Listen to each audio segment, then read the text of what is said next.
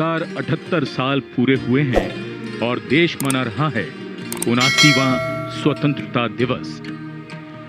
आज हवा के झोंकों में अलग सी खुशबू है, फूलों की छटा और भी निखरी हुई, सुबह की रोशनी एक अलग चमक के साथ बिखरी हुई। हर बात में इन्हीं भावनाओं का समावेश है कि आज का दिन बड़ा विशेष है। देश के प्रधानमंत्री श्री नरेंद्र मोदी स्वाधीनता दिवस समारोह में यहां राष्ट्रीय ध्वज फहराएंगे और इस ऐतिहासिक लाल किले की प्राचीर से लगातार 12वीं बार राष्ट्र को संबोधित करेंगे।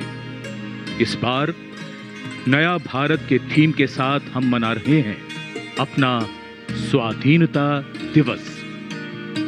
Namaskar and celebratory Independence Day greetings to every Indian inhabiting this varied and breathtaking country we live in. And of course to every fellow Indian based in different time zones across the world. Vande Mataram from the land they can always call home. On this August morning, we invite you to celebrate our 79th Independence Day. As our hands, hearts and hopes come together, join us to salute our oneness, relive our history and recommit to our continuing progress, peace and prosperity. As the nation celebrates the dawning of another Independence Day, all eyes see the tricolour, all prayers rise in gratitude and all feet tap to the beat of patriotism.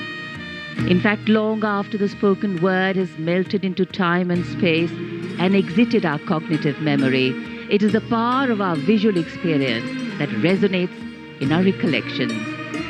We now take you over to Priyadarshini, our colleague, strategically positioned on the ramparts of the Red Fort to share the spirit and magnificence of this iconic fortress.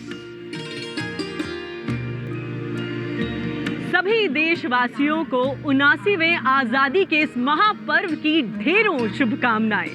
आज का दिन बेहद खास है और ये हमें याद दिलाता है कि आज़ादी का ये सफ़र कितनी कठिनाइयों से होकर यहाँ तक गुजरा और जिसने अपने सामने ये सफ़र गुजरते देखा वो है ये लाल किला। ये महज एक इमारत नहीं है बल्कि ये सदियों का साक्षी रहा है। इसने दिल्ली की गद्दी पर बैठे बादशाहों का दौर देखा, अंग्रेजी हुकूमत की सख्ती को महसूस किया और फिर 1947 में वो सुनहरी सुबह भी देखी जब अगस्त के महीने में इसके शिखर से पहली बार तिरंगा लहराया गया।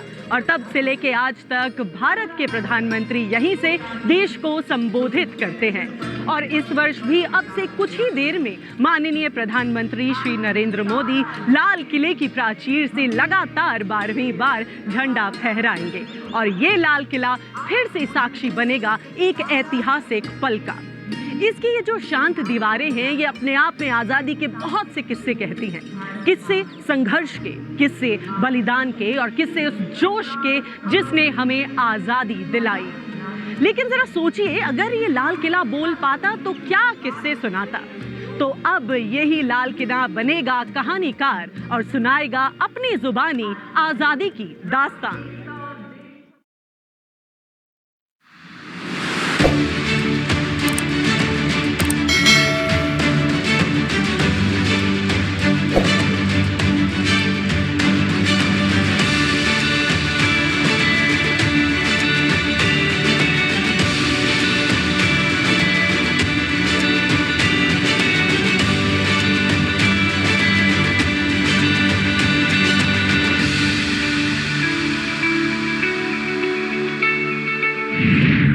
दिल्ली का लाल किला, गवाह हूं दास्ताने चिंगारी का।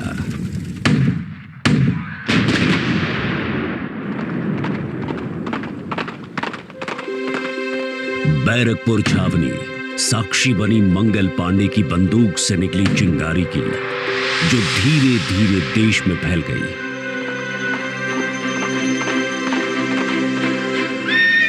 मेरठ में उठी चिंगारी के सूत्र दिल्ली लाल किला पहुंचे। मेरे दिल्ली दरवाजे पर क्रांतिकारियों ने दस्तक दी और ईस्ट इंडिया कंपनी के हुक्मरानों की नींद उड़ गई। झांसी का किला रानी लक्ष्मीबाई का पराक्रम देखकर गदगद हुआ। यहां से क्रांति की पुकार लखनऊ पहुंची। मैं उस वक्त खुशी से झूम उठा जब क्रांतिकारियों ने रेजिडेंसी को घेर लिया। गंगा नदी के तट पर बसा कानपुर शहर क्रांतिकारियों और अंग्रेज सिपाहियों के बीच घमासान का गवाह बना। और बिठूर में नाना साहिब की हवेली तक पहुंची आजादी की चिंगारी ने अंग्रेजों के छक्के छोड़ा दिए थे। अंग्रेजों ने जंगलों को भी नहीं छोड़ा। उन्हें बचाने के लिए बिरसा मुंडा जैसे अनेक क्रांतिकारियों ने अंग्रेजों के विरुद्ध बिगुल बजाया। अमृतसर के जलियांवाला बाग में जनरल डायर द्वारा निहत्थी भीड़ पर अंधाधुंध फायरिंग की आवाज आज भी सुनाई देती है। सैकड़ों लोग फिर कभी भी अपने घर नहीं लौट पाए।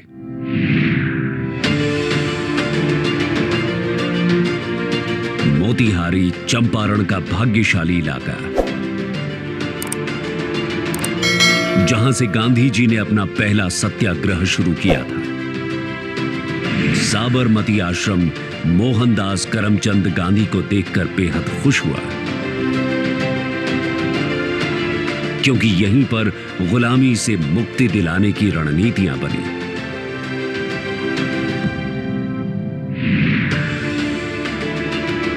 मुझे आज याद है वो लम्हा जब सरदार वल्लभ भाई पटेल ने गांधी जी के आह्वान पर सूरत के बारडोली में आंदोलन शुरू किया था। डांडी ने शायद सपने में भी नहीं सोचा था कि उसके समुद्र तट पर महात्मा गांधी अपने हाथ में नमक उठाकर नमक कानून तोड़ेंगे। क्या जज्बा और जुनून था उन लोगों में। काकोरी की घटना ने स्वतंत्रता आंदोलन को एक नई दिशा दी।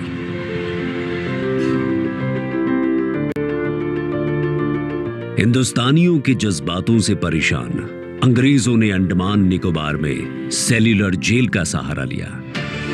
सेल्यूलर जेल, जिसे काला पानी कहा जाता था, भारत के स्वतंत्रता सेनानियों के बलिदान और दृढ़ता का एक पवित्र प्रमाण है।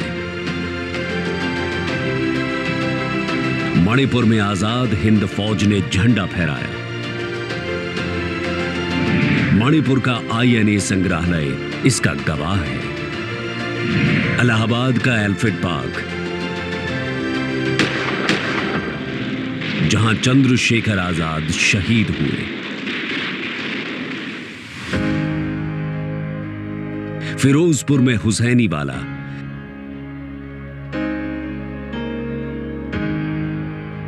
जहां भगत सिंह, राजगुरु और सुखदेव को अंतिम विदाई दी गई थी।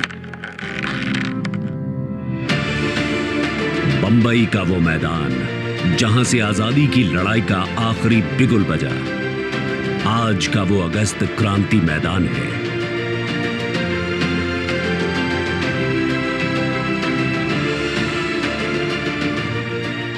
मैं दिल्ली का लाल किला उस वक्त खुशी से झूम उठा जब मुझे पता चला कि मुल्क गुलामी की जंजीरों को तोड़कर आजाद होने वाला है।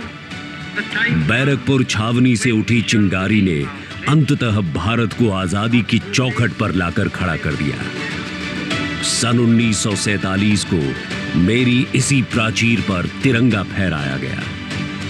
लोकतंत्र की जननी भारतवर्ष में सदियों बाद एक बार फिर से लोकतंत्र की पुनः स्थापना हुई।